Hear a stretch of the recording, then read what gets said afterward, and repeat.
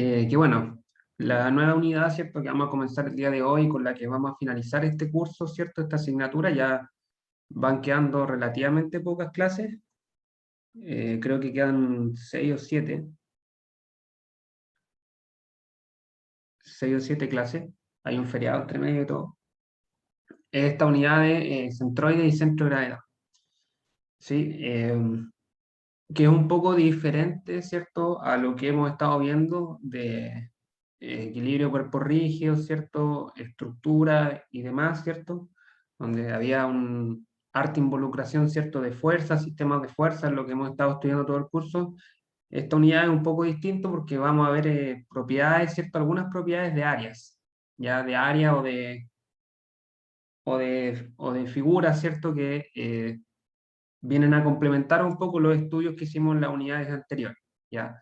Primero vamos a ver estas dos propiedades que son el centroide y centro de gravedad, y luego vamos a ver otra propiedad que se llama momento de inercia, ¿ya? Con esas tres propiedades damos por finalizado el curso. Vamos a ver cómo se aplican, ¿cierto?, a los problemas que hemos visto hasta ahora, que son problemas de estructura o de equilibrio cuerpo rígido, que son básicamente poder incluir el peso de cierta estructura en los cálculos. Si se fijan, nosotros en los problemas que hemos visto, hemos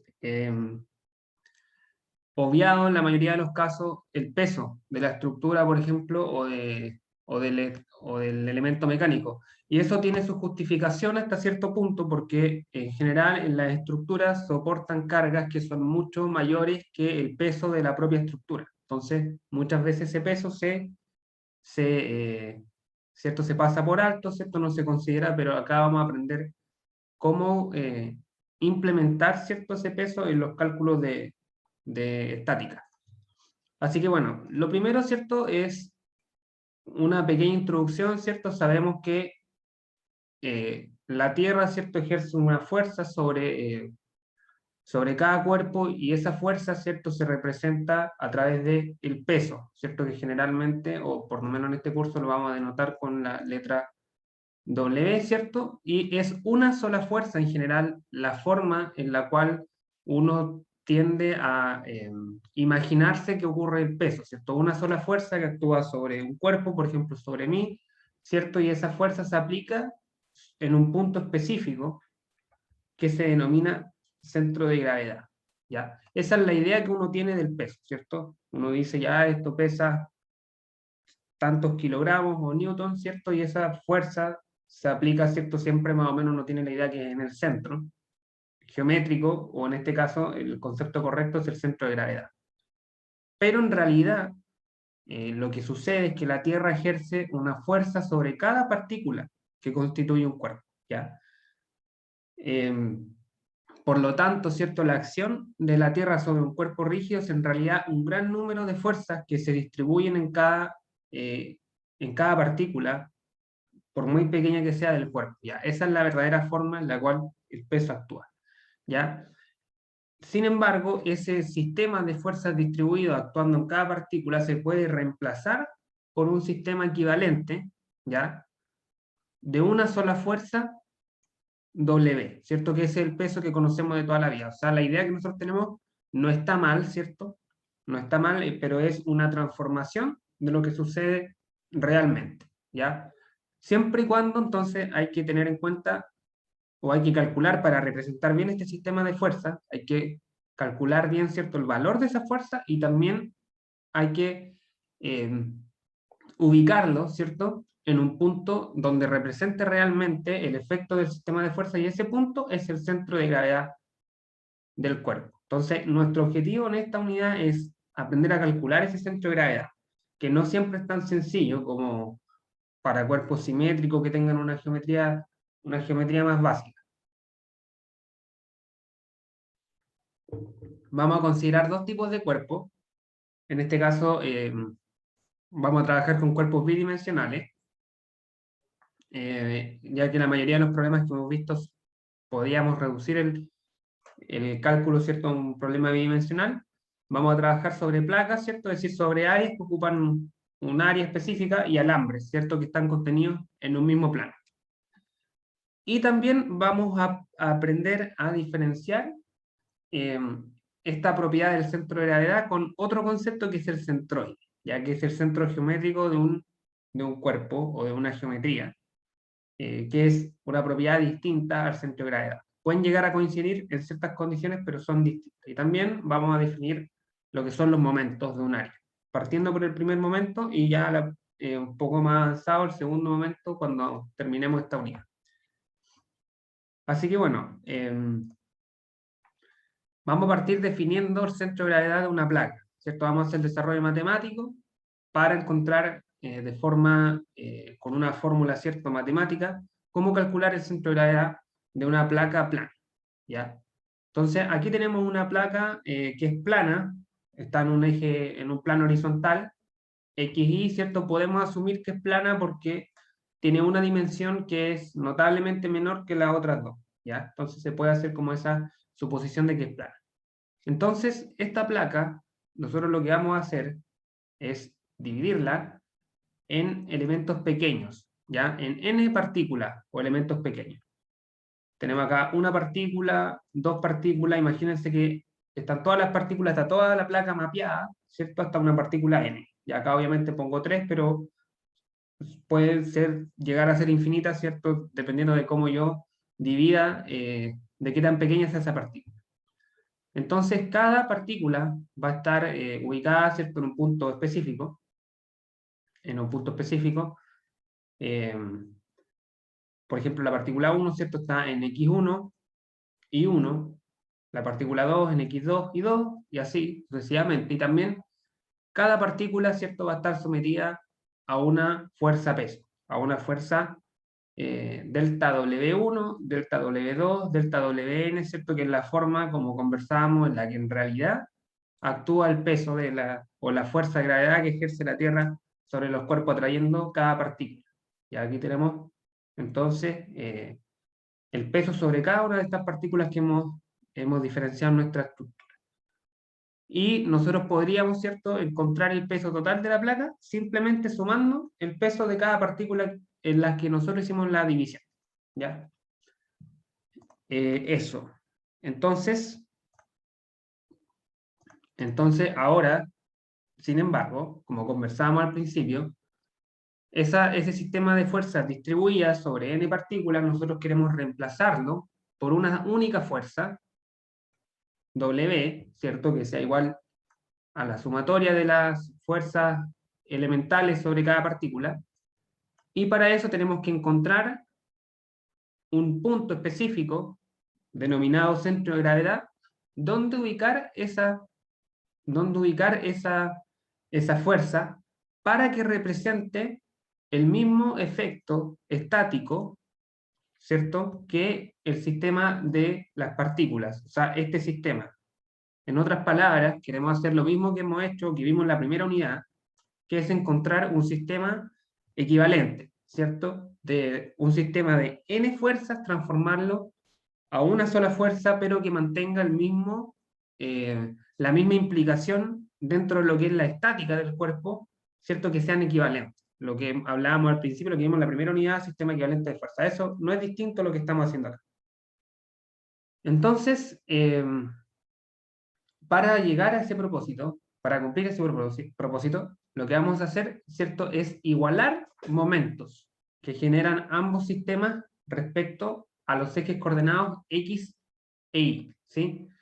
Es decir, vamos a escribir, ¿cierto?, que los momentos del sistema de la izquierda, ¿sí?, es decir, el momento de esta fuerza con respecto al eje Y y al eje X, es igual a la suma de los momentos de las fuerzas del sistema de la derecha, también respecto al eje X y al eje Y, ¿vale? Entonces, sabemos, ¿cierto?, que momento es fuerza por distancia perpendicular. Entonces, por ejemplo, si queremos escribir el momento del sistema de la izquierda respecto al eje Y, ese momento, ¿cierto?, sería fuerza por distancia X barra por W, ¿cierto? Esa es la distancia perpendicular al eje. Recordemos momento respecto a eje, ¿cierto? Ese es el momento de esa fuerza respecto al eje. Y para la figura de la izquierda, ¿cierto?, va a ser lo mismo, pero va a ser una sumatoria. O sea, delta W1, ¿cierto? Delta W1 va a estar multiplicada por su coordenada X para obtener su momento, luego delta W2 por su coordenada X para obtener su momento, hasta N, ¿cierto? Hago la sumatoria y tengo esta igualdad de momentos, ¿cierto? Esto no es otra cosa que una ecuación de equilibrio, ¿cierto? Para cada una, ¿cierto? Igualando los momentos que produce. Y lo mismo podemos hacer con el eje X, con el eje Y, perdón, con el eje X, ¿cierto? Que va a estar representado por la distancia al eje Y, para ambos lados de los sistemas equivalentes, ¿vale? Entonces, llegamos a estas dos igualdades, que si trabajamos un poco, podemos transformarlas, ¿cierto?, en esto que está acá. Yo sé que, bueno, el cambio puede ser un poco abrupto, pero lo que hay que entender, ¿cierto?, es que esto, ¿cierto?, yo lo puedo escribir como una sumatoria, ¿cierto? Sumatoria de xy, ¿cierto? Delta wi con i igual desde 1 hasta n, ¿vale? Pero, ¿qué es lo que pasa aquí? ¿Por qué esto se transforma en una integral? ¿Ya? Se transforma en una integral porque, a pesar de que acá nosotros estamos discretizando la placa, en realidad la placa es un medio continuo, ¿ya? O sea, tiene infinitas partículas, o yo lo puedo dividir en infinitas partículas. Puedo hacer que n tienda al infinito, mientras que el tamaño de la partícula tienda a cero, ¿ya? Es un medio continuo, no es discreto. Entonces, esta sumatoria en realidad, ¿cierto?, es una integral, ¿sí? Para ser estricto, es una integral. Se transformaría entonces, en este caso, en esta integral de acá, esta integral de acá. ¿Sí? Entonces me queda esta ecuación. Se fijan, el lado izquierdo se mantiene, que sería este lado de acá, y reemplazo la sumatoria por una integral. Y lo mismo con la otra sumatoria, ¿cierto? Con esta de acá. Esta de acá. Y por dw, y acá también w, este era el peso total, w igual a sumatoria de delta w sub i, ¿cierto? Que era la sumatoria de los pesos de cada partícula. Ahora, como las partículas son infinitas, eso es una integral, ¿vale? Esto es como llevar la sumatoria, ¿cierto?, al límite, básicamente. Entonces, estas ecuaciones de acá me permiten calcular las coordenadas del centroide. O sea, la primera, ¿cierto?, me permite calcular el peso. La segunda, si yo la despejo, puedo tener x barra igual a x de w sobre integral de w, y despejo, ¿cierto?, la coordenada x del centroide. Perdón, del centro de gravedad. Todavía no pasamos centroide, estamos en centro de gravedad. Esta es la coordenada del centro de gravedad. Lo mismo acá. Puedo despejar el i barra, ¿cierto?, como delta x, delta i, de w sobre integral de w, y despejar la coordenada i del centro de gravedad. ¿Ya? Entonces, acá tenemos dos fórmulas matemáticas para encontrar el centro de gravedad de un cuerpo. ¿Ya? Esa es la definición de centroide, ¿ya? Hay que definir ese diferencial, ¿cierto? Encontrar estas funciones e integrar. Ahora, vamos a ver que existe otro punto de interés, que es el centroide de un área. Y aparte del centro de gravedad, existe otra propiedad que se denomina centroide. Entonces, aquí, ¿cierto? Si la placa anterior, ¿cierto?, es homogénea, eso quiere decir que está compuesta de un solo material, ¿ya? De un solo material, y además tiene espesor uniforme, es decir, el espesor de la placa es el mismo en cualquier punto. El espesor, ¿cierto?, vendría a ser esto. Vendría a ser esto, ¿cierto? Si eso es constante, es decir, la placa tiene espesor constante a lo largo de toda su geometría, entonces el peso, ¿cierto?, yo lo puedo obtener mediante esta fórmula que está acá, ¿cierto? El peso de una partícula, cualquiera de las que forma la placa, delta W, yo la puedo obtener, ¿cierto? Como el volumen, esto vendría siendo el volumen, o el delta volumen, ¿cierto? De la partícula, área por espesor, por el peso específico, ¿ya? El peso específico es igual a la densidad por la aceleración de gravedad, ¿ya? Densidad por aceleración de gravedad. O sea, lo que me dice el peso específico es cuánto pesa en Newton, ¿cierto? Una unidad de volumen. Aquí está la unidad, ¿cierto? Me dice cuánto pesa en Newton un metro cúbico, ¿cierto? Una unidad de volumen. Entonces, si eso yo lo multiplico por el volumen, obtengo el peso, ¿vale? Entonces acá, ¿cierto? El T es el espesor, que es constante, y el delta A, ¿cierto? Es el área de la partícula o del elemento diferencial que estamos trabajando. De igual manera, el peso completo de la placa la podemos escribir así, como peso específico por el espesor por el área completa de la placa, ¿ya? Es la misma fórmula, pero ya no es diferencial porque estamos considerando la placa completa. Entonces, si yo voy a la fórmula anterior, ¿cierto? Que era esta, ¿ya? Bueno, no era esta, en realidad, vamos a volver un poco. Aquí, ¿cierto? Si yo reemplazo en esta ecuación, si yo reemplazo el W, ¿cierto? Lo reemplazo por el peso específico, por el espesor, por el área, ¿cierto? Y delta W1 lo reemplazo por el peso específico, por el espesor, por el área 1, por el delta área 1, ¿sí? Luego, esta de acá, el W2 también lo puedo reemplazar por el peso específico, por el espesor y el delta área 2, ¿sí? ¿Se fijan? Todas las delta WN lo puedo reemplazar por el peso específico, el espesor y el delta área. Entonces, si se fijan acá, en esta ecuación yo podría simplificar los pesos específicos, porque está a ambos lados, en cada factor, y los delta T. Los delta T, o sea, los espesores. Y me quedan las áreas. Me quedan solo el área. O sea, me queda la misma ecuación, ¿cierto? Me queda X barra por área igual a sumatoria de XI por área I, ¿cierto? Me queda la misma ecuación exactamente igual, pero en vez de pesos me queda con áreas. Profe, tengo una duda ¿Sí? Dime. de lo que acaba de borrar, sí. Es porque Ahí está. en una parte queda con el diferencial de área, pero en el otro lado no la tiene. ¿Claro? ¿Sí? ¿Pero por qué? Ya, porque a un lado, ¿cierto? A este lado de la ecuación estamos considerando la pieza completa, estamos considerando este sistema, ¿cierto? Estamos considerando el peso completo. Entonces el peso completo yo lo escribo como la densidad, ¿cierto? Por la aceleración de gravedad, el peso específico, por el espesor y el área total. ¿Ya? Este es el área total de la placa, en este lado de la ecuación, porque estamos considerando el peso entero. En este otro lado, estamos considerando una sumatoria de los pesos diferenciales. Y el peso diferencial yo lo escribo como el específico, el espesor y el área diferencial. O sea, el delta área sub i. No sé si me explico, ¿me entiendes?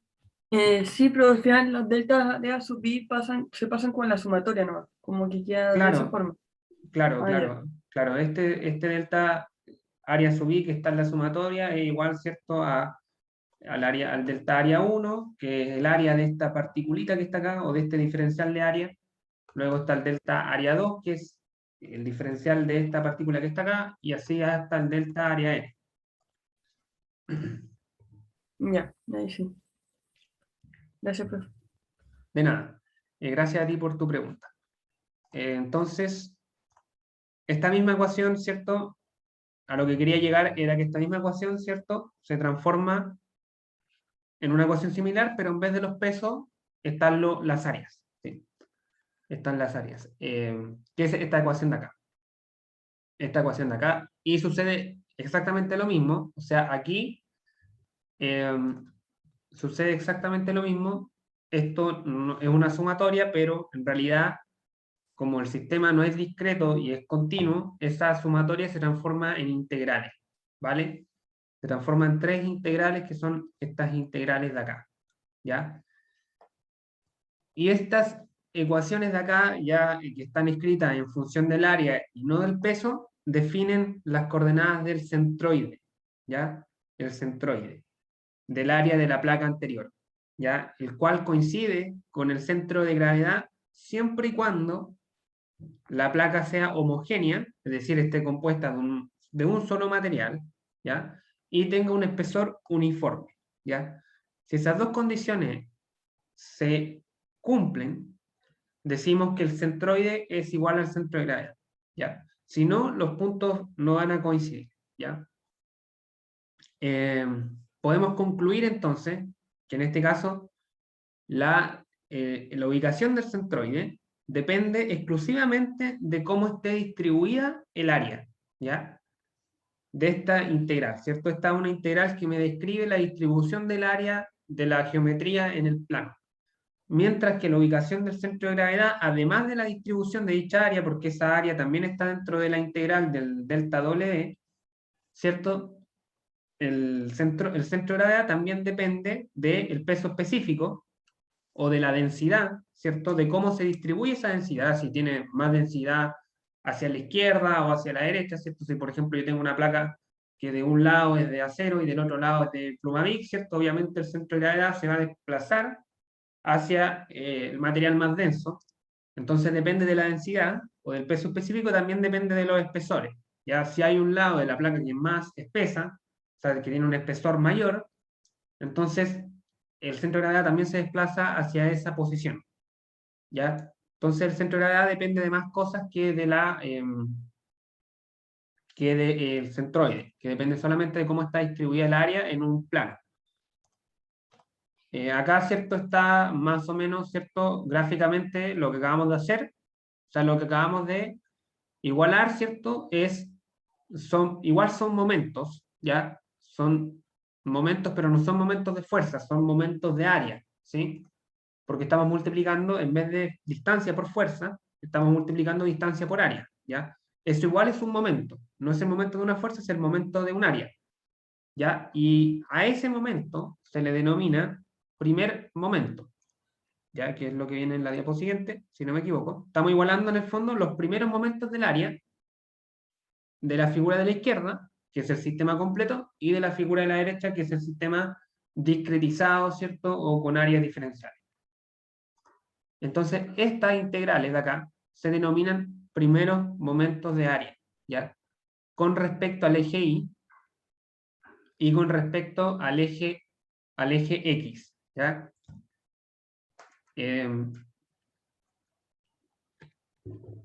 Aquí lo que hay que tener en cuenta es que los signos van cambiados.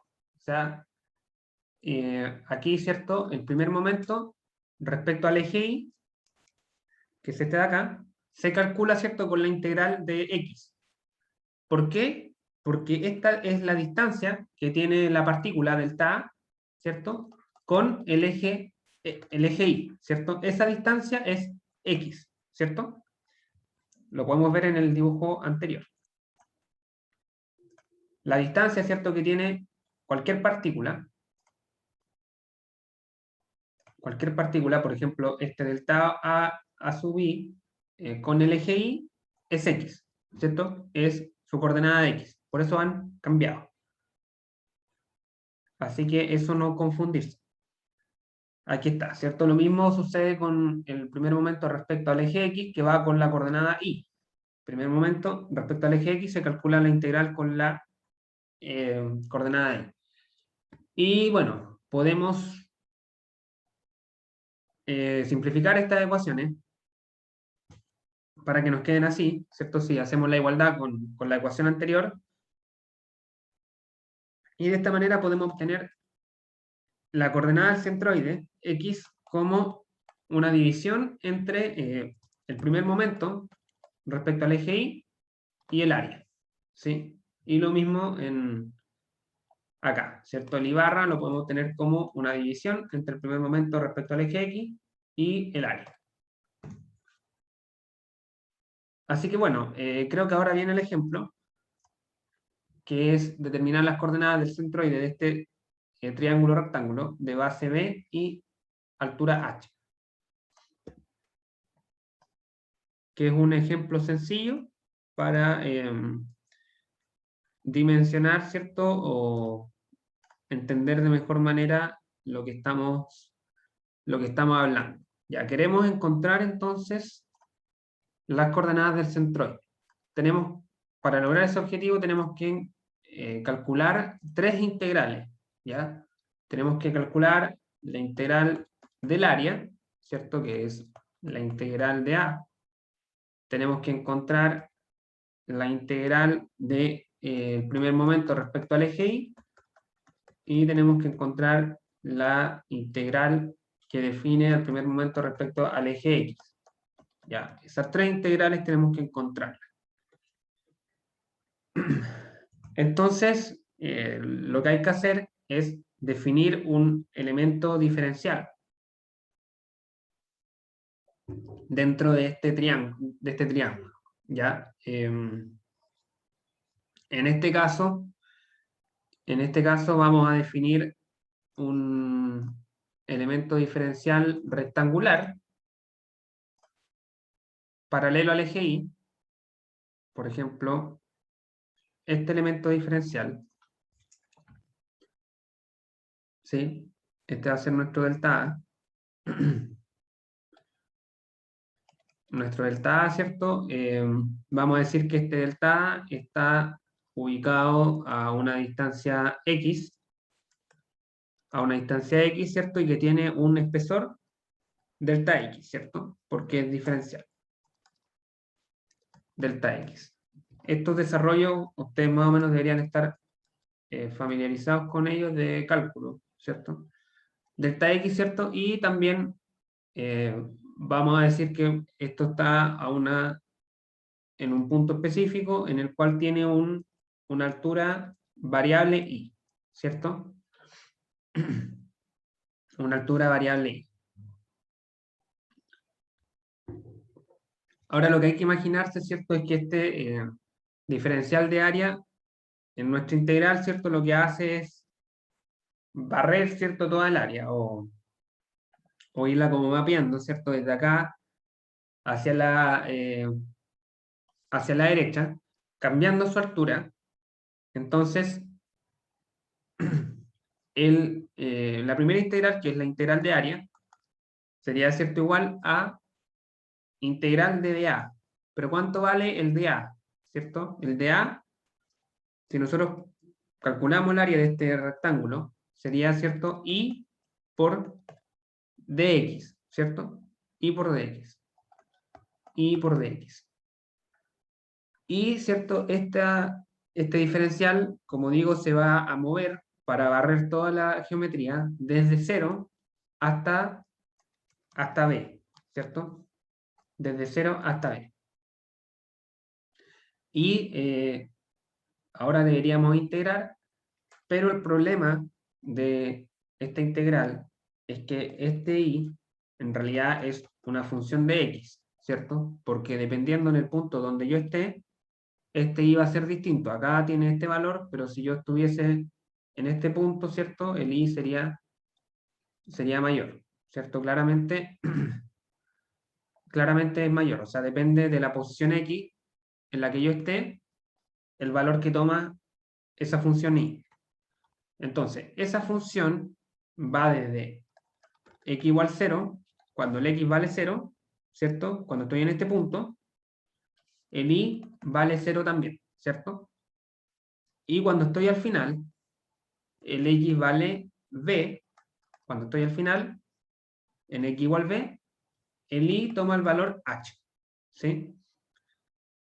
Entonces, sabemos que es una recta la función que va desde estos dos valores. Podemos, por ejemplo, definir este ángulo alfa y, ¿cierto?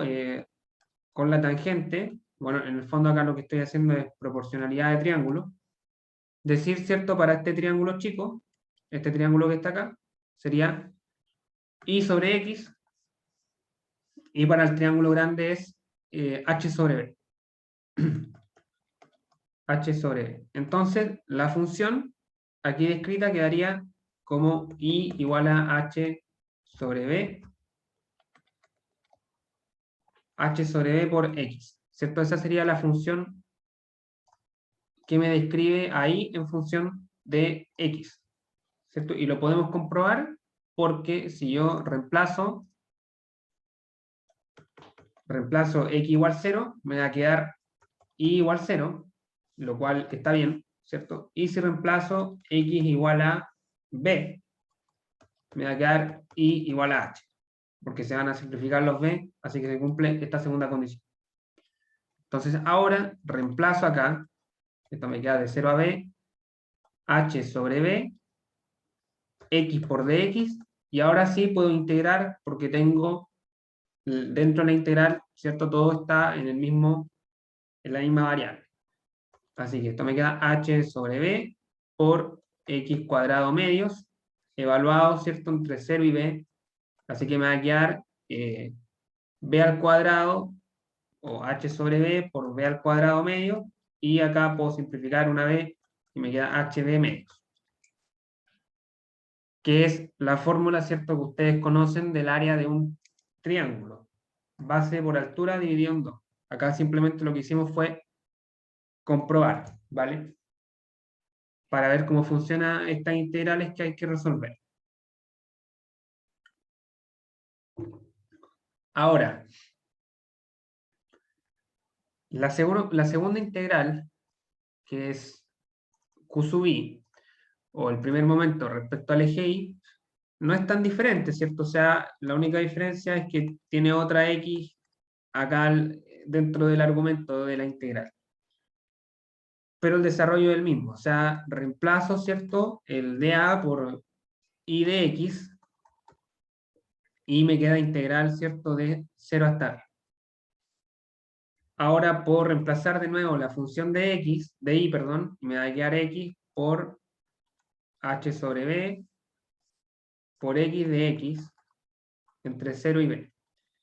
Acá sí quiero que me pongan atención, porque esto es importante. Aquí, como yo estoy calculando el momento respecto al eje Y, esta diferencial que yo definí aquí me sirve. ¿Por qué me sirve? Porque todos los puntos que yo estoy de esta diferencial, todos los puntos de esta diferencial están a la misma distancia del eje Y. ¿Ya? Eso significa que cada punto de esta diferencial va a tener el mismo momento respecto al eje Y. Así que esta integral es perfecta para calcular el momento respecto al eje Y, pero no es perfecta para calcular respecto al eje X, porque respecto al eje X, dependiendo del punto que yo tome, ¿cierto?, va a tener una distancia distinta. Entonces, los momentos van a ser distintos. Entonces, esa diferencial no me sirve para calcular el momento respecto al eje X. Para calcular el momento respecto al eje X, que lo vamos a hacer después de resolver esta fórmula, tengo que definir otra tira diferencial que sea paralela al eje X, ¿ya? A lo que voy, o en palabras más sencillas, es que para calcular el momento respecto al eje Y, lo que utilizamos es una tira diferencial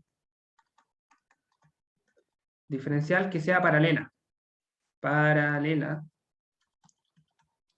al eje que estamos calculando, o sea, al eje X, ¿sí? Al eje X. Perdón, al eje Y, al eje Y, ¿cierto? Calculamos el momento respecto al eje Y con una tira que sea paralela al eje Y. Y lo mismo para el eje X. Pero eso viene después.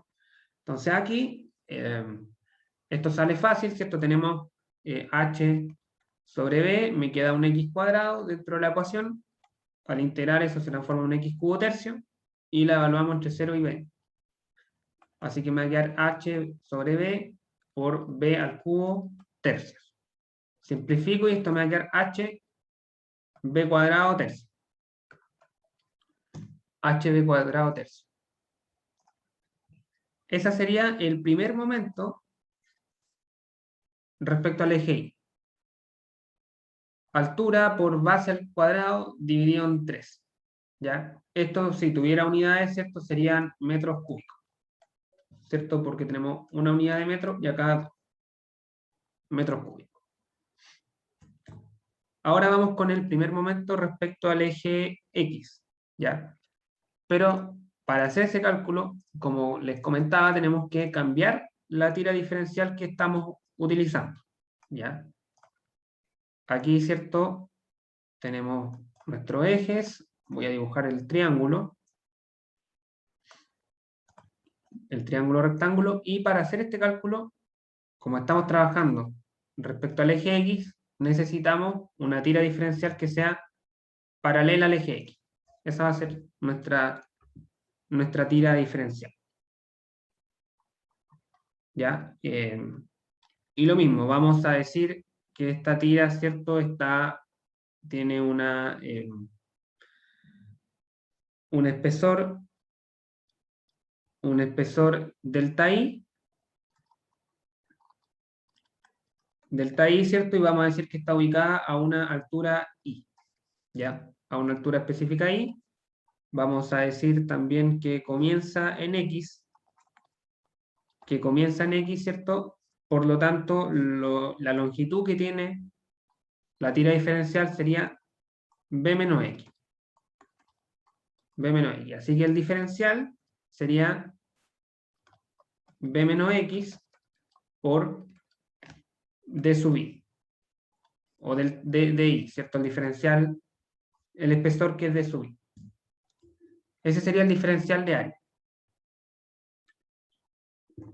Entonces acá, el primer momento respecto al eje X, por fórmula, es la integral de I por dA, ¿cierto? Entonces en este caso me quedaría integral de I por B menos X de I. Y en este caso, como estamos integrando en I, el I, ¿cierto?, se mueve desde 0 hasta H.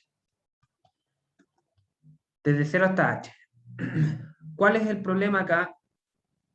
Es exactamente el mismo que teníamos antes, es que estamos integrando respecto a I, pero X es una variable que depende de I, y viceversa, ¿cierto? Entonces, aquí tenemos una dependencia entre la variable X y la variable Y. Tenemos, por ejemplo, ¿cierto?, que cuando el I vale 0, el X vale 0, y también tenemos que, lo voy a anotar así mejor, cuando el I vale 0, el X vale 0, y cuando el I vale H, ¿cierto?, cuando estoy acá, el X vale B, que eran, ¿cierto?, las mismas condiciones que teníamos antes, si no me equivoco. Ya, entonces, en el fondo, la fórmula es la misma, ¿cierto?, pero despejo X. Despejo X. Me va a quedar X igual a B sobre H por I. B sobre H por I. Y eso lo reemplazo en la integral. Me va a quedar Q sub X igual a integral desde 0 hasta H. Desde 0 hasta H, mantengo el I, mantengo el B, y acá reemplazo B sobre H I por D sub I. ¿Vale? Así que integramos, esto me va a quedar I cuadrado medios por B menos B sobre H, y acá me queda un I cuadrado, ¿cierto? Integrado es I cubo tercio, y esto lo evalúo entre 0 y H.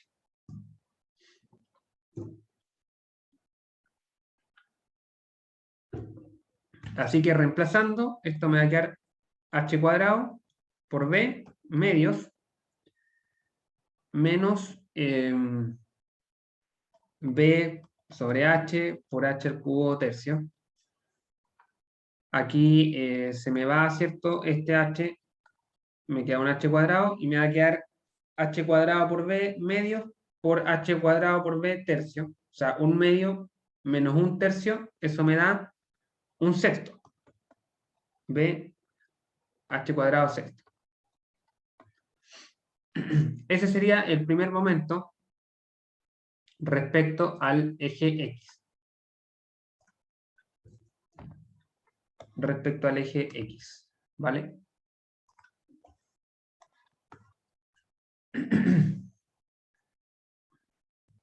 respecto al eje X, o sea, BH cuadrado sextos.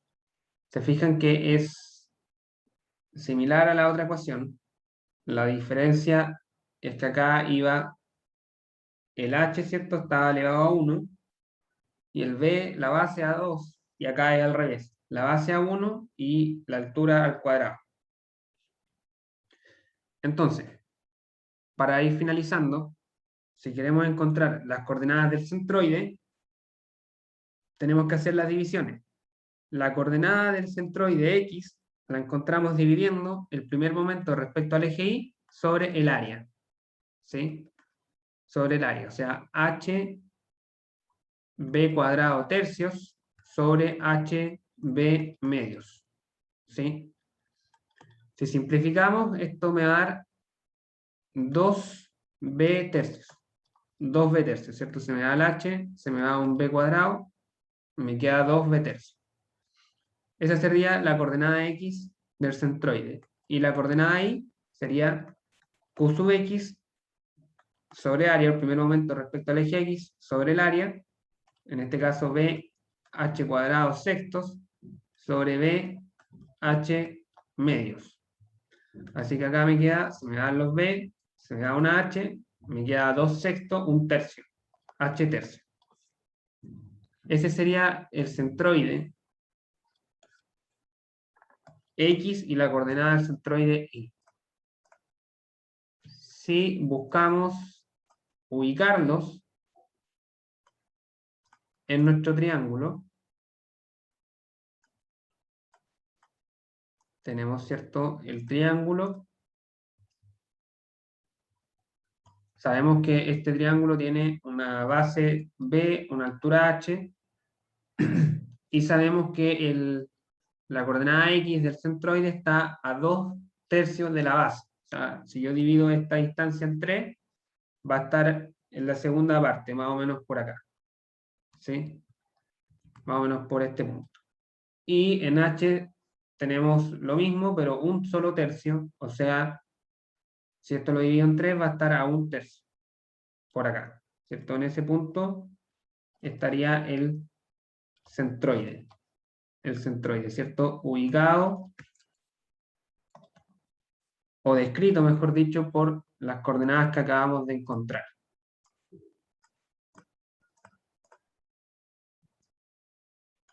Ese sería el X barra y este sería el Y barra. Entonces, en general, para un triángulo rectángulo, el centroide siempre está, por decirlo de alguna forma, a un tercio del lado, ¿cierto? De un lado, o a 2 tercios del vértice, ¿cierto? Esto de acá es un tercio de la dimensión que corresponde, que en este caso es la base, y si lo mido desde el vértice, como es este eje coordenado, son 2 tercios de la base. Y para la coordenada Y sucede lo mismo. Esto de acá es un tercio desde un lado de la altura, y si lo midiera desde el vértice son 2 tercios de la altura. Ya no sé si se entiende, esa es como una regla que se puede tener para encontrar rápidamente el centroide de triángulos. Pero este es el procedimiento. Ya aquí se resuelven las 3 integrales, ¿cierto? Y se hacen las divisiones. Lo más importante es definir bien las tiras diferenciales. Para el área puedo ocupar cualquiera, también podría haber ocupado esta, pero para los momentos siempre tengo que ocupar tiras que sean paralelas, ¿ya? Al eje que estoy calculando. Aquí ¿Por qué tienen que ser paralelas? tienen que ser paralelas porque todos los puntos de esa tira tienen que estar a la misma distancia del eje para poder describir bien su momento. O sea, si te fijas, esta distancia de este punto respecto al eje es la misma que esta de acá y que esta de acá. De cualquier punto, la distancia va a ser la misma respecto al eje Y. Entonces el momento, porque esto de acá es un momento, queda bien descrito. ¿Sí? No sucede lo mismo respecto al eje X.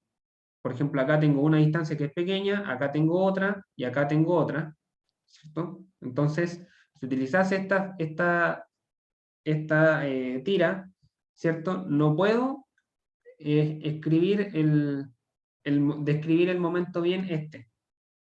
este I por dA. ¿Por qué este I cambia dentro de este dA? Esa es más o menos la idea matemática que hay detrás. O sea, es porque cambia el momento que produce, la distancia de cada punto respecto al eje al que yo estoy calculando. Porque ahí el X sería la distancia, bueno, el dA pasa a ser el I, pero en el momento es fuerza por distancia. ¿Y dónde está la fuerza? Eso es lo que me confunde un poco. Ya, es que esto no es momentos de fuerza, es momentos de área. Ya, en vez de multiplicar fuerza por distancia, estamos multiplicando área por distancia, ¿sí? Área por distancia. Esta es la distancia X, ¿cierto? Y este es el de A. Ah, ya, ahí sí. Sí, son momentos de área. Pero el concepto es similar, o sea, en vez de multiplicar fuerza por distancia, es área por distancia. Y tiene que ser perpendicular entre cada uno. O Claro, sea, correcto, correcto, sí. Perpendicular igual como en la fuerza, ¿cierto? La distancia perpendicular desde el punto hasta el eje, ¿cierto? Acá hay una perpendicularidad, ¿cierto? Entre el eje y el punto respecto al cual estamos calculando el momento. ya, Eh, gracias. ya, lo último, para ir finalizando, es que, ¿cierto? Hay algunas propiedades de geometría, o de simetría, perdón, que me simplifican encontrar el centroide de una figura, ¿ya? Me pueden ahorrar el trabajo de resolver alguna integral de las anteriores, ¿ya? Primero tenemos la simetría respecto a un eje, ¿ya? Básicamente la definición de simetría, o yo sé que algo es simétrico cuando para cada delta A, que está ubicado a una distancia X, hay un delta A' homólogo ubicado a una distancia menor. Para todo, para cualquier partícula que yo encuentre acá, puedo encontrar su pareja, ¿cierto? En el otro lado, con una distancia que sea negativa, ¿ya? De esa manera yo sé que existe simetría respecto a un eje, y cuando existe dicha simetría, el primer momento respecto a ese eje es cero, ¿ya? Y su centroide se encuentra dentro de ese eje.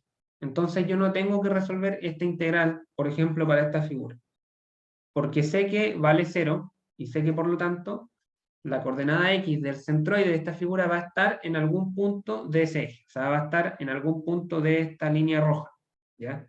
En este caso yo tendría que determinar solamente a qué altura está. Puede estar acá, ¿cierto? Para eso tendría que resolver esta integral, ¿cierto? Dividirla en el área y encontrar el I-bar.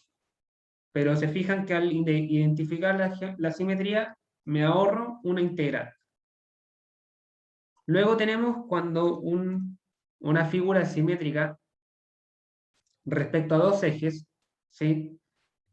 En ese caso, yo sé que el centroide está simplemente en el punto donde se intersectan esos dos ejes. Sé que los dos momentos valen cero, por lo tanto, las coordenadas del centroide también valen cero, o dicho de otra forma, está en ese punto de intersección. Entonces, en este caso, no tendría que escribir ninguna diferencial, no tendría que calcular. Y la última simetría es la simetría respecto a un punto, que no es lo mismo que ser simétrico respecto a dos ejes, ¿ya? No es lo mismo. ¿Ya? La simetría respecto a un punto yo sé que existe cuando para cada punto, ¿cierto? O para cada delta A, ¿cierto? Ubicado en coordenadas X e Y, sé que existe un homólogo, ¿cierto? De A', ubicado a menos X y menos Y, ¿ya? Esa es la definición de simetría respecto a un punto, ¿ya? Es distinta a la de dos ejes, ¿ya? Esta de acá es simétrico respecto a ese punto, porque por cada área, como digo, hay un simétrico, o sea, por ejemplo, ese punto que estoy marcando ahí tiene su simétrico aquí, y así puedo encontrar cualquiera, pero no es simétrico ni respecto al eje X ni respecto al eje Y, porque, por ejemplo, si este delta A yo busco su simétrico respecto al eje X, no existe. Lo mismo respecto al eje Y. Bueno, el caso es que cuando tengo simetría puntual, también el centroide se ubica en ese punto, ¿ya? También se ubica en ese punto, los dos momentos de área valen 0, ya por lo tanto las coordenadas del centroide también, y se va a ubicar en ese punto sin lugar a error, ¿cierto? No tengo que resolver las integrales y conozco inmediatamente el centroide. Esas son 3 propiedades de simetría que ayudan bastante para los ejercicios que vamos a ver después, que son más complejos. Así que, para finalizar, ahora sí, acá hay algunos centroides de formas o de geometrías comunes, ¿ya? Para un rectángulo, ¿cierto? Se sabe que está al medio porque es simétrico por ambas caras. Para el triángulo rectángulo, acá son los resultados que encontramos antes, ¿ya? Un tercio de los lados, un tercio de los lados. Acá no es exactamente el mismo X barra porque el otro rectángulo está orientado distinto, pero se interpreta de la misma forma. Y bueno, para un círculo está lógicamente al medio, para un semicírculo también está al medio respecto al eje X, pero a la altura que se encuentra el eje Y es esta de acá, 4 veces el radio dividido en 3 veces pi. Eso se puede demostrar, ¿cierto?, aplicando las integrales que vimos delante, y para un cuarto de círculo también se cumple esa misma relación. 4 veces el radio dividido en 3 veces pi, pero en este caso para las dos dimensiones.